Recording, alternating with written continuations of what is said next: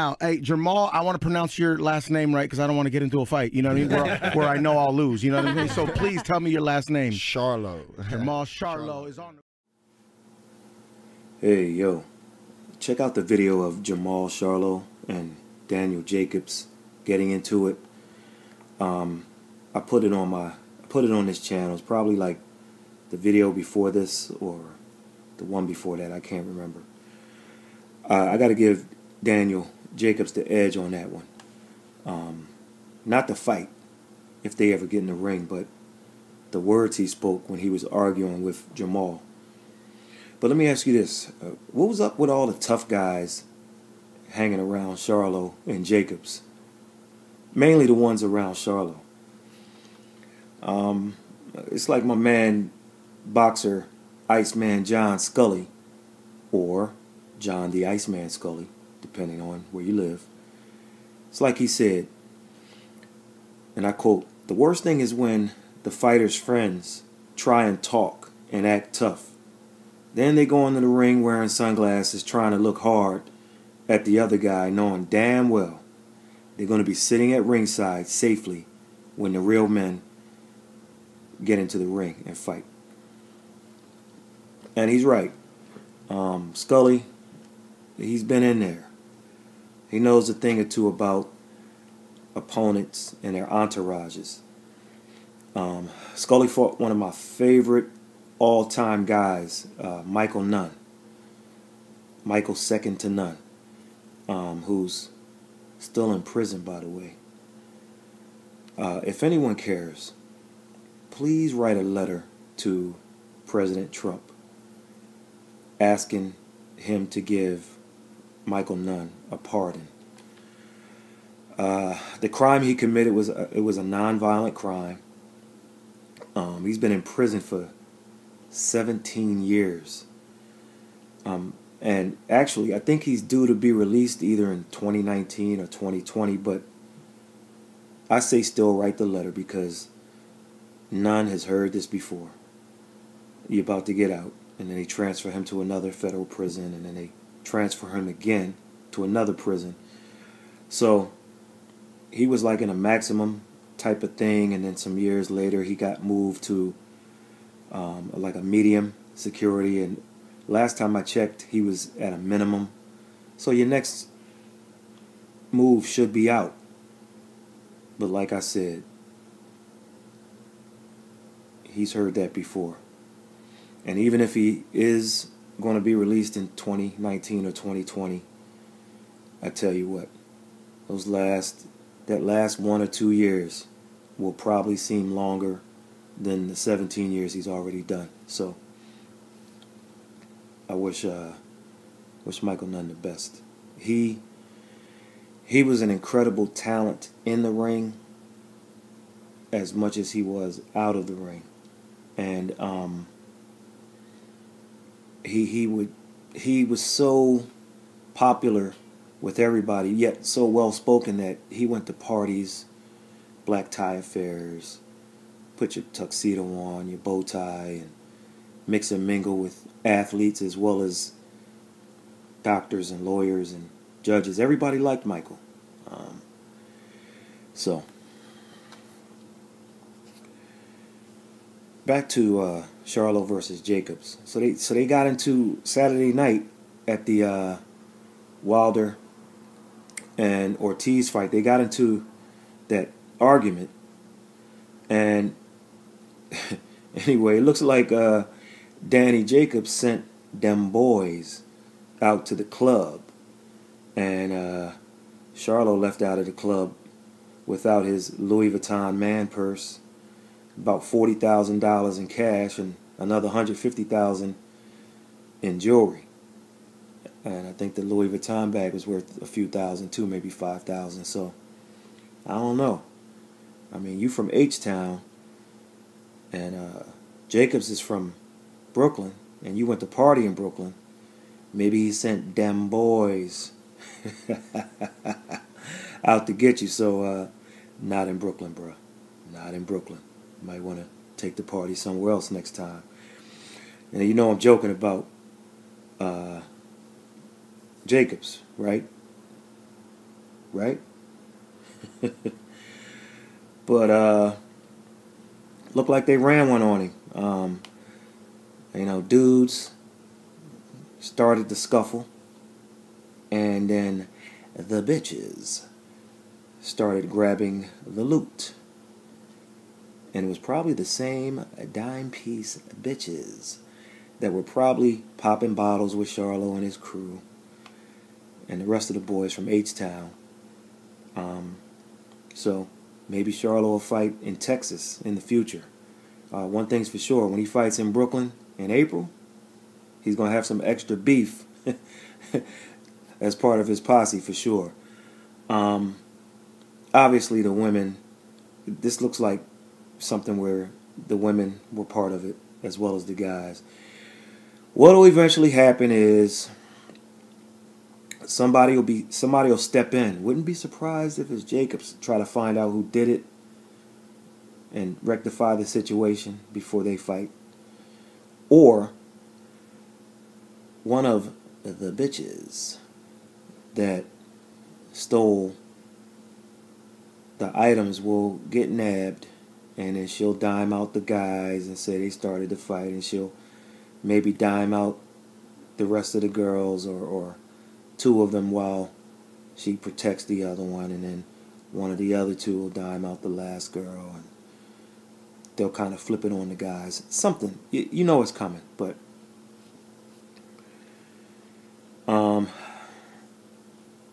the incidents between Charlo and Jacobs, as well as the club, they aren't related, right? Right?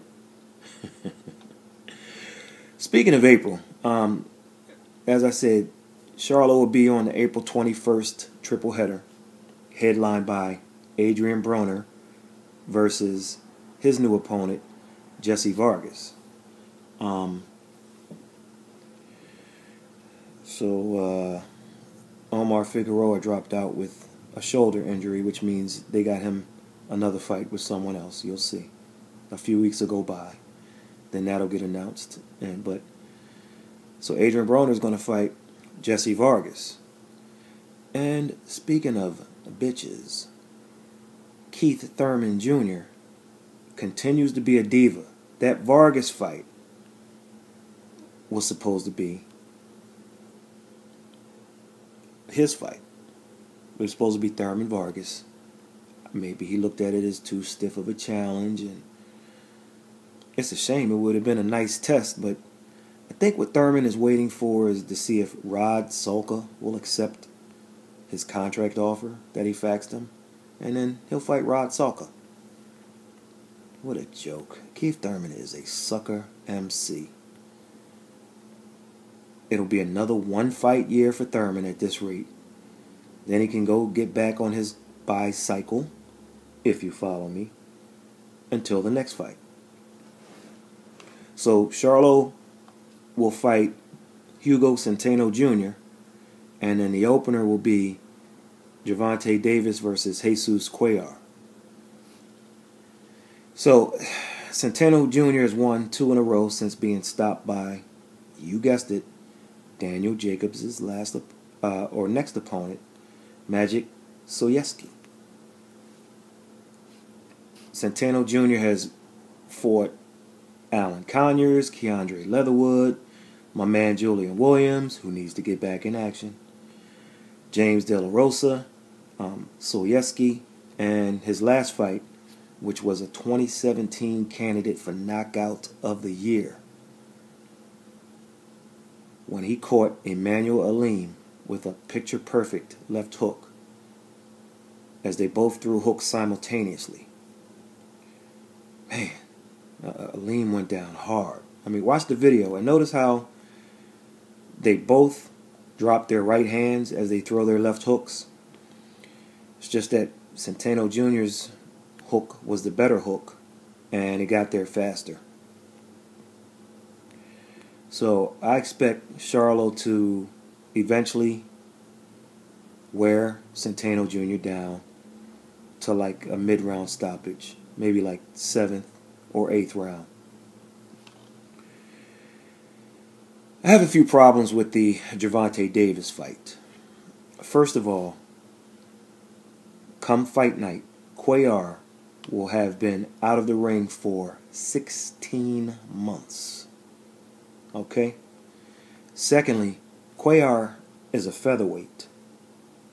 That's 126 pounds, folks. Davis is a lightweight. That's not one, but two weight classes heavier than Cuellar. Not to mention the rehydration on fight night. So Gervonta is going to be the much bigger fighter. So you have a featherweight, and then the next class, which is super featherweight or junior lightweight, then lightweight. So 2 weight classes above. And then on top of those 2 issues, Cuellar isn't even ranked at featherweight, at super featherweight, or junior lightweight, where he's never fought, or lightweight, where he's scheduled to fight Davis. And listen, I'm not faulting Davis. He just does what they tell him to do. But afterwards, after this, there's Jorge Linares. There's Robert Easter Jr. Or if you want to fight an old man who's past it, Raymundo Beltran just won a belt. Call him out after you beat Cuellar, and then you'll have a belt again. But something tells me they'll fly in Ricky Burns or give Hank Lundy a call. They'll go that route. And I think they'll stay away from like the Richard Comeys and the Javier Fortunas and guys like that. But you got to be careful. Make sure you pick the right guy. Now let's move on to the Juice Man, Canelo Alvarez. If you believe the contaminated meat theory that Saul Canelo Alvarez and his team came up with, then you must be a diehard Saul Canelo Alvarez fan. Listen, Golovkin's going to fight him either way. Sometimes I speak to Stephen Edwards, who is Julian Williams' trainer and mentor, whether he likes to be referred to a mentor as a mentor or not. He is. And one time we spoke about drug testing a few times, I should say. And while Edwards gets concerned about drug testing for Williams' opponent, Julian Williams doesn't care about the opponent. His thought process is, look, I just want to fight. So his take is, I'll prove that I'm not on anything. And win or lose, they'll know that I was a clean fighter. I was a legit fighter. While I applaud the young man and old man Golovkin also, these tests need to go through VADA. And if people won't do year-round VADA testing, which is the way it should be done, there should be testing as soon as a fight is signed. Especially for these so-called A-list guys. None of that cut-off date bullshit either. And I'm sorry for cursing. I think I cursed a little earlier. Sorry for cursing a few times here. I try not to. But this drug testing shit has me upset. And it's been that way for years. Because they're not going to get it right. There's too much money in not getting it right than getting it right, if you follow me. So if you watch boxing and you don't believe 70% or more of these guys aren't on something, you are a fool. We'll see how this plays out. I'm sure the Golovkin the Golovkin camp will fight on. Of course, Alvarez should be thoroughly tested from this point moving forward. We'll see. But when you look at it overall, this is exactly what you want. A big name tied to a failed test. And equally as important, an out-of-competition test, because that eliminates the cutoff date thing. Now, the Nevada State Athletic Commission said it will investigate, but this is about money, folks. The same Nevada State Athletic Commission that did nothing about the Floyd Mayweather Jr. IV thing. The same Nevada State Athletic Commission that disallowed Manny Pacquiao's shoulder injection request, but freely gives therapeutic use exemptions to his opponent. And I think they were 19 or 21 day therapeutic use exemptions after the fight, which puzzles me to this day. This is the same Nevada State Athletic Commission that finds no fault with Adelaide Bird or Don Trella coming to your area. Calls him mass hysteria. Don Trella. But put the heat on C.J. Ross for a card related to the same Mayweather Jr. C.J. Ross had the fight even with Canelo. And when you look at some of the early rounds especially, they were close. They weren't blowout rounds. No, it wasn't a 114-114 fight. However, you think that was worse than the 118-110 card? Come on. Give me a break. There was a time when, and I'm speaking about Mayweather Jr., it was a time when this guy could do no wrong in my book. I mean, I must have out-argued, I don't know how many, thousands of people. But on this channel, I call it straight down the middle. Don't care who you are. Whether I like you as a fighter, whether I love you, whether I hate you, I'm calling it as I see it. So here's a question, listeners. What do you think the Nevada State Athletic Commission is going to do? Here's my answer. Nothing. See, if it was Brandon Rios or Robert Guerrero, then they kind of press hard and make it like, we're going to protect fighters. This stuff needs to stop, and we applaud VADA for catching these guys. But not for an A-side guy who's bringing in as much cash as the Nevada cash cow is right now. No way. But my question is, where's the media on this one? You know, where's the real boxing media? The ones not scared to lose a credential if they really attack this subject like they should.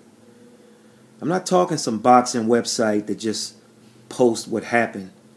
I'm talking about where are the real journalists on those boxing websites who write stories or do videos. Where are you guys speaking up on this? I mean, because if Canelo wins, make sure you print in your story that there was suspicion behind the fight. Talk about Canelo's physique changing over the years to being as ripped as it is right now in photos that were just released. Where is the opinionated media on this one? You know, my man Jeffrey Freeman from KO Digest and sometimes the Sweet Science, he's out there. He's talking about it. Who else? Who else? Anyone in the media who defends Canelo on this, and you are a true boxing journalist, you are a coward. I'm going to stop the video here. The rest of the stuff I was going to talk about, I'll do some other time. I'm just sick of this sport because there are so many other big names out here that aren't getting caught. and nobody's doing anything about it. Catch you on the next one.